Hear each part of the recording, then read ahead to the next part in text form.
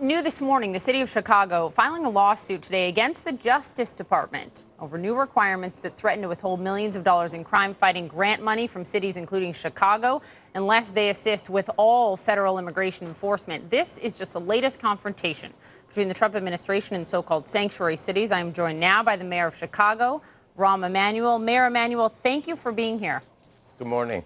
Good morning to you. So you said over the weekend, here's your quote, Chicago will not be blackmailed into changing our values. Who is blackmailing, in your opinion, the city of Chicago?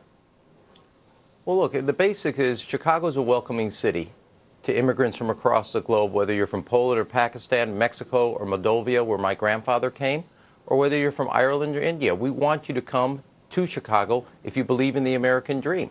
So we are a welcoming city and always will be. It was for my grandfather 100 years ago this year.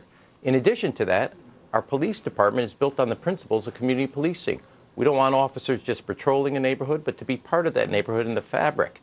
And the fact is, by forcing us, or the police department, to choose between the values of the city and the philosophy of the police department of community policing, I think it's a false choice, and it actually undermines our actual public safety agenda. And so we're going to be filing a case saying that the Justice Department is wrong both on constitutional and legal grounds. That is, we will always be a welcoming city. That is who we are. That is what we will always be because it's true to our history and true to our future. But it also is true that as a police department, our police department are part of a neighborhood, part of a community that is built on the premise of trust between the residents and the police department. It's not, the police department is a part of the fabric of makes a community safe. And we want people to come forward to work with the police department, not to fear them. And I just think fundamentally, it's not just fundamentally from this premise. One, you cannot coerce a city into changing its policies. Two, we don't run a jail. So we can't hold people longer than 48 hours. And so just both on the law and on the viewers, Constitution. Sure. Just to explain to our viewers, for example, you guys are arguing this based on the Fourth Amendment. I mean, you're basically saying this violates the Fourth Amendment to ask us to hold these undocumented immigrants who may be arrested 48 hours after they would be released so that ICE can come interview them, et cetera. And you have some backing on that, some legal ground on that from a not that old Supreme Court ruling during the Obama administration. Here's what the Justice Department statement says, okay? This is the way they put it. They attack you. Let me go here, Poppy. Yeah, let me go to your first part. Okay, there's two parts. One is the federal government cannot coerce a city to change its policy. That's what the court has already ruled on. The second piece, as you just noted, is we don't run a jail. We do lockups, and in 48 hours, if it's not a cases, we let you go. You cannot ask us to hold people longer than 48 hours. So it's both a legal piece and a constitutional piece, and the city is on firm ground in that basis. Okay, so here's what the Justice Department says. We'll fix that as we do. Let me read this. Here's what the Justice Department says. In 2016, more Chicagoans were murdered than in New York City and in Los Angeles combined. So it's especially tragic that the mayor is less concerned with that staggering figure than he is spending time and taxpayer money protecting criminal aliens and putting Chicago's law enforcement at greater risk. Direct attack on you, Mayor Emanuel, you say? No. First of all, look, this year we're already down citywide in shootings. And in Englewood, one of our tougher neighborhoods on the south side, they're down 40% in shootings and over about 30% in homicides. So we are making progress. And one of the reasons Commander Johnson in the Englewood community is doing so well is because he's working with the community in that trust effort. And that is the principle of community policing, which undermines and supports the whole philosophy of the police department. We are also a city with immigrants from all over the world. Whether you cross the Atlantic, the Pacific, or the Rio to make your way, or up the Mississippi to make your way to Chicago, we welcome you here.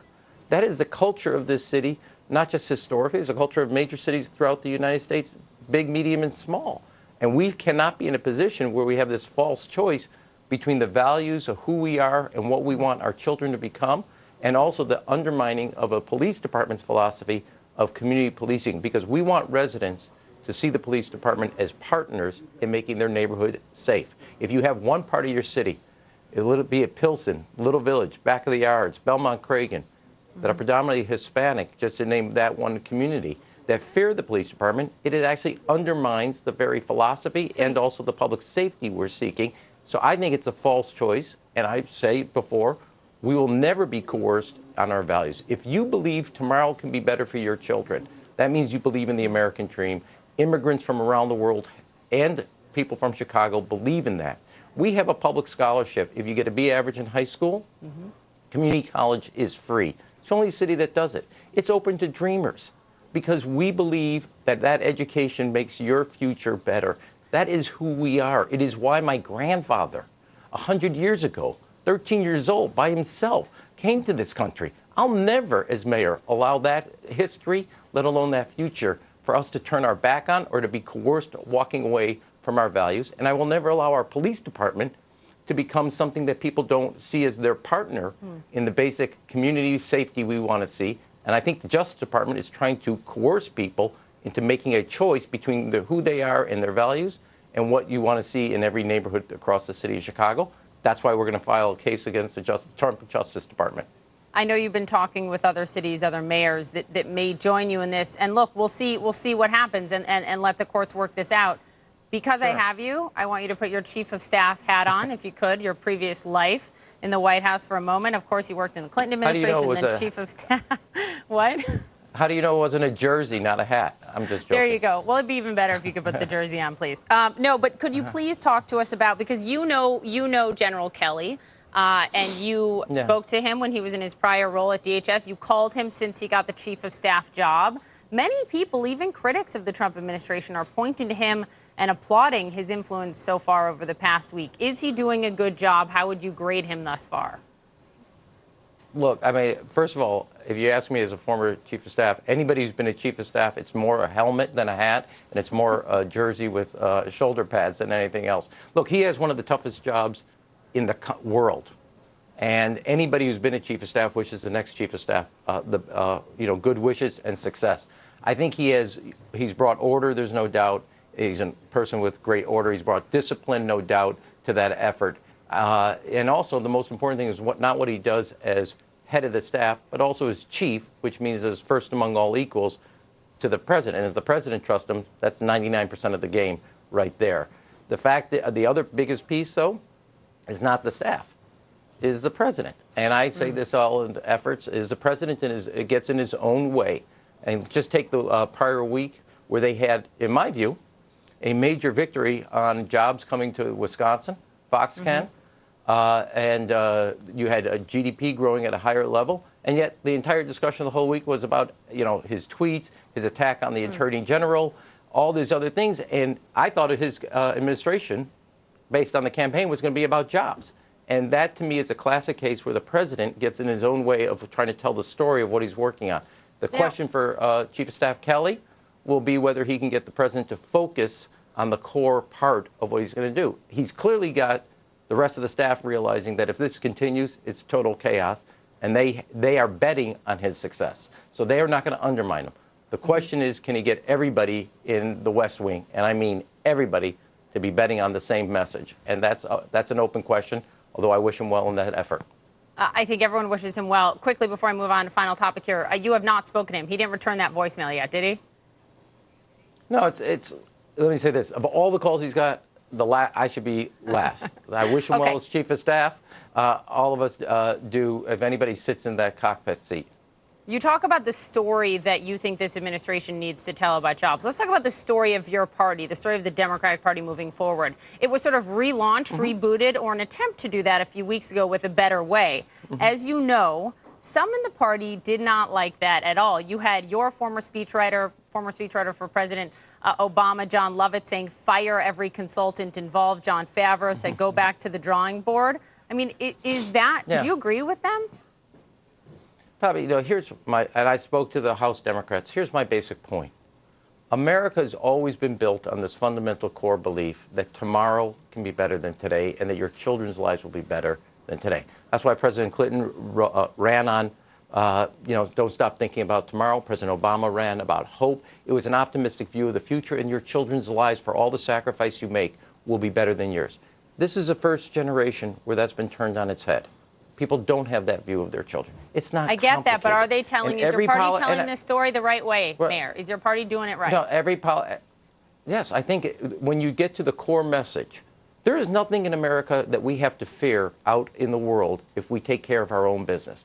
And we invest in the education, training of our workforce, invest in our basic fundamental research, and then invest in our transportation and infrastructure. But if it we didn't take work care of in our own business, 2016, right? This message didn't no, we work. never told it. We have to tell that, Poppy. We have to tell that story and tell people how we, as a party, have not just a set of policies, but a vision where kids' lives tomorrow can be better than their parents. That's why the Chicago Star Scholarship, about getting a B average and make community college free.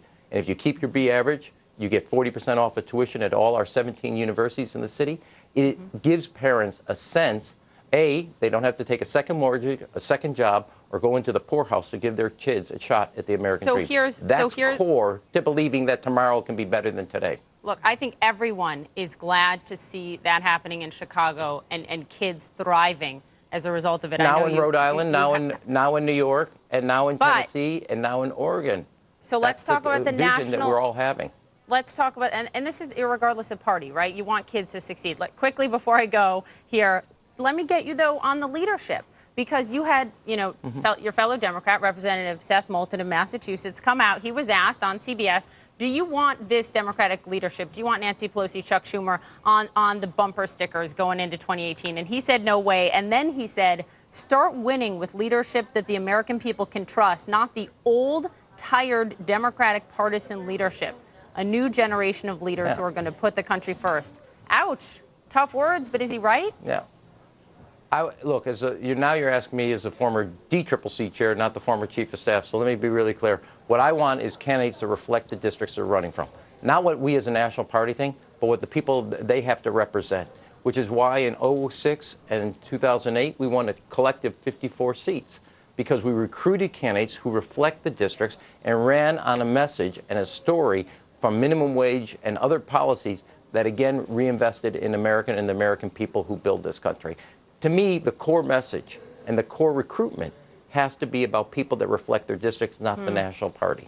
And if you build people that do that in the targeted districts that are winnable, doesn't mean, look, if you go back, Democrats in the House level, okay, look, we're at the lowest level since 27 at the Congress, the lowest level at the State House since 25. It is at a very low point, obviously.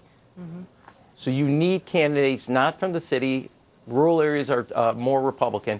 They're in persuadable suburban districts. So on education, on the environment, on quality of life issues, that's core that Democrats can build a winning coalition in metropolitan suburban areas if we focus on candidates and the story that works for the voters that are living their lives in those districts. That's where the majority is for us, and we have to be focused like a laser on where that majority is winnable.